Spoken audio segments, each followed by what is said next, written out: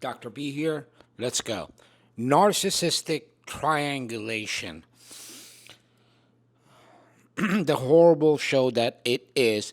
Let's do a little deep dive above the obvious surface, which just seems sadistic and sick. Let's first start with the concept of triangulation. Where did it come from? What is its history? What is its place in psychology theory?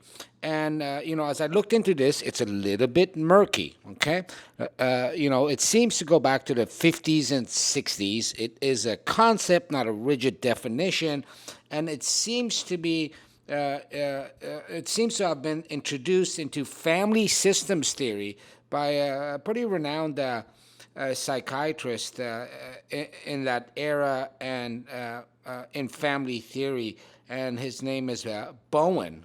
Okay, and he seems to have introduced it into that scene, and really, it's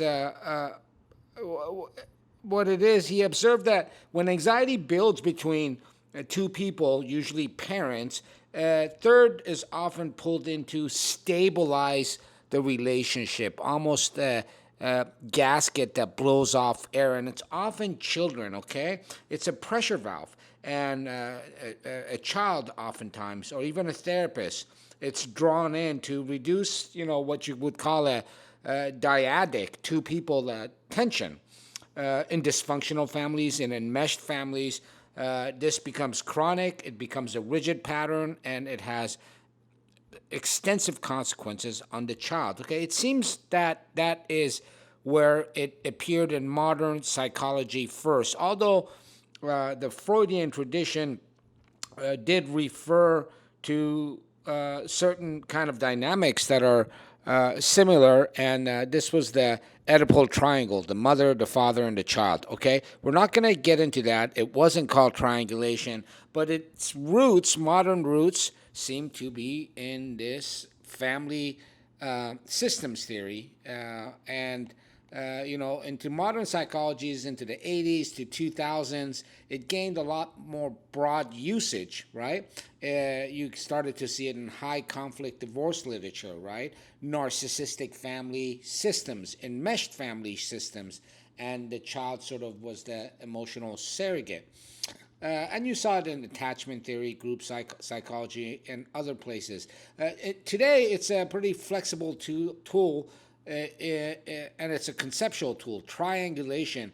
And it really refers to how a third party is really manipulated or recruited and depending on what dynamics you're looking at, it could be to relieve tension, gain control, obscure responsibility, whatever it is. In narcissism, and in particular, the one I'm always interested in is vulnerable narcissists, and I always use females. Everyone else uses males. I think someone should use females to level the playing field. Triangulation, what I want to show is it goes much more than the surface sadistical outcomes that it has. The first place and the most common place people think about it is usually it's between a couple in an intimate relationship right after the love bombing, and they start pulling in third parties to make the person jealous, and then say, "Why are you jealous?" and start to make them look bad. And it's really, really traumatic on the central nervous system.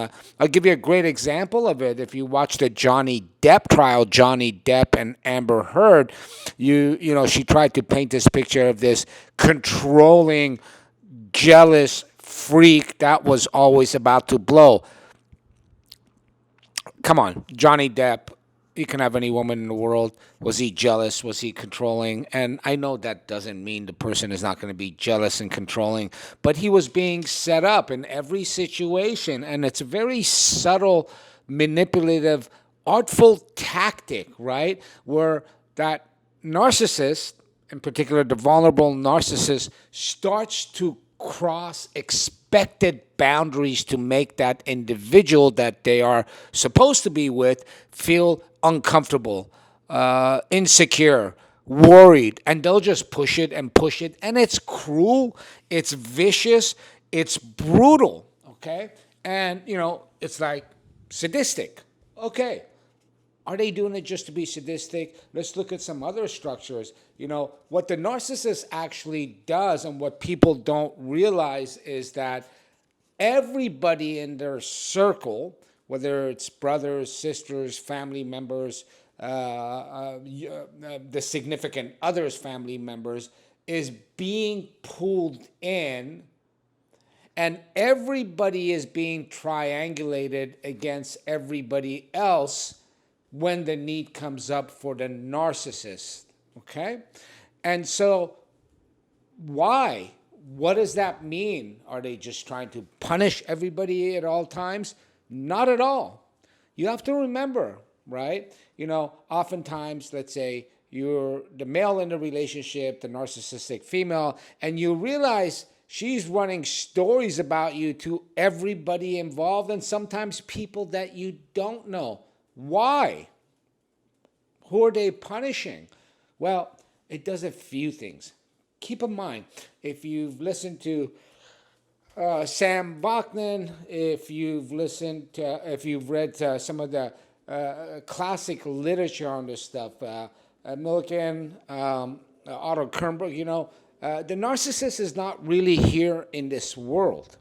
And in some ways, they're not doing this thing where they have a shared objective reality with another person, and you all agree upon it and move about your day. Okay? Their reality, they're running about 2, 3, 4, 5, 6, 7 different narratives for every person to get their needs met. That is taxing on the central nervous system. Okay?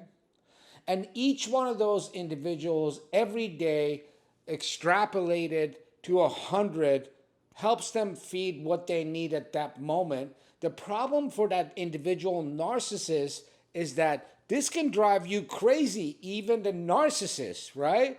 And especially the narcissist can drive them more crazy. And every one of those validations of a reality that's actually not real helps them gain emotional control. It's emotional regulation, okay? When you're giving out so much bullshit to the world, all right, you lose track of reality yourself. And when you get these, as they call them, flying monkeys, they help you maintain a grip on that quasi-pseudo reality that they have. And it keeps them, in some bizarre sense, sane somewhat. Okay? That's what they're actually doing. So if you are, let's say, father co-parenting with this person, and their need is to make you look bad to cover up their own deficiencies, they're pulling in anybody and everybody they can and telling every story about you and to validate their own reality. Why? For example, they can't be seen as a bad parent. And the tragic thing about this, it's so subtle. It's such an art that they've perfected over their whole life. No one else recognizes it except the victim.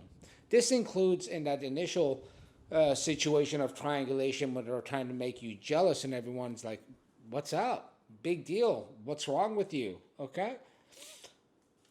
So one of them is emotional regulation. And there's one other piece to this, especially when you're talking about the vulnerable narcissist, the low-functioning vulnerable narcissist. Don't forget, they are a narcissist after all, and there's a degree of grandiosity there, and they're all-powerful, all-knowing, omniscient. They're bigger than God. Except when you're dealing with a kind of a really low-functioning female covert narcissist, they're quite pathetic and really make it hour to hour, day to day, week to week, barely, okay? Yet somehow, somewhere, one of the supplies that they need is to feel good about themselves, and there's nothing to feel good about, especially if you are a somatic narcissist, and you basically giving your body up at the expense of everything else just to get some sort of a supply satisfaction on a regular basis. And so what triangulation does is give them control because they're running multiple narratives about different people and recruiting everybody and anybody to validate their reality for their needs being met at that moment. And they also make sure none of those people have an opportunity to discuss objective reality without their presence. In fact, they won't even let you talk when it's something like a high conflict custody issue or separation issue. And this control gives them a sense of power. Okay? So on the surface of it, it is just pure, brutal, vicious, sadistic behavior that pushes you through the roof. And no one can see what's actually going on. And if you react, you look crazy. And they are actually doing that intentionally, depending on what flavor of pathological narcissist they are. But in addition and related to that, what they're doing is emotional regulation by validating their insane reality of the way things are. So, for example, let's say this is a mother, okay? And she's absolutely disconnected from her child and contributes nothing to the health, safety, welfare, development of the child. It's all show. And at the same time, she has to make it that she's an equal contributor to the kid's welfare, health, safety, growth, and development. And she's not running around most nights, God knows doing what. So she has to make the father look bad. It has to be at his expense because, the most important thing is her. And she needs to maintain that reality and validate that reality, which is just smoke. Has nothing to do with anything. And in addition, she gets some control and some pathetic sense of power by having these narratives and different people that validate it.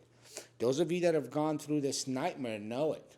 Now, how to mitigate and shut them down. Oh, it's harder said than done, but you don't have a choice, okay? You have to absolutely disregard, disconnect from anything and everything that they say to you, in front of their family, your family, unknowns, which they have a lot of unknowns in their life that you didn't even know about. And you can't react because, as has been said many times, when you react, they just want a reaction. They don't care about their child being there. They're setting you up to react in front of your child, and they're probably videoing it. We saw this with Amber Heard, although there was no child involved. And so you can diffuse them easily by truly, truly not caring, not reacting to anything they say. Because it's all nonsense anyway. And the truth eventually always comes out. So stay strong. All masks fall. And I feel a little funny saying that about a vulnerable narcissist because that mask is actually who they are. It's really a weird thing to say. There's nothing to unmask. They live through masks. Take care. Subscribe. If you're on YouTube, leave a comment and like. Talk to you guys soon. Peace.